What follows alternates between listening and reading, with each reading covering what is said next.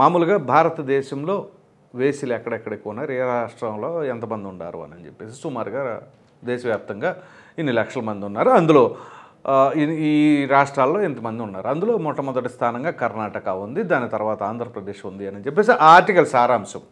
అయితే ఇక్కడ మన జగన్మోహన్ రెడ్డి గారి మీడియా ఉంది కదా, సాక్షి మీడియా, ఇటీవల ఒక డిబేట్ జరిగింది.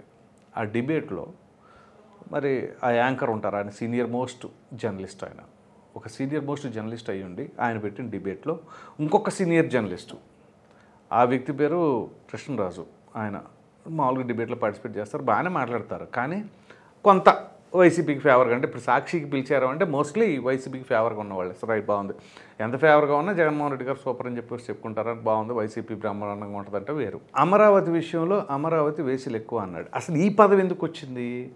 ఇటీవల ఏదైతే ఈ ఎన్విరాన్మెంటల్ ప్రోగ్రామ్ సందర్భంగా చంద్రబాబు నాయుడు గారు ఇదే అమరావతిలో ఆయన ఒక మాట అన్నారు, అమరావతి దేవతలకి కొలువు అని చెప్పేసి అనేసరికి ఆ పదం అన్నారో లేదో ఎమ్మటే ఇక్కడ డిబేట్లో ఈ పదం వచ్చేసిందండి.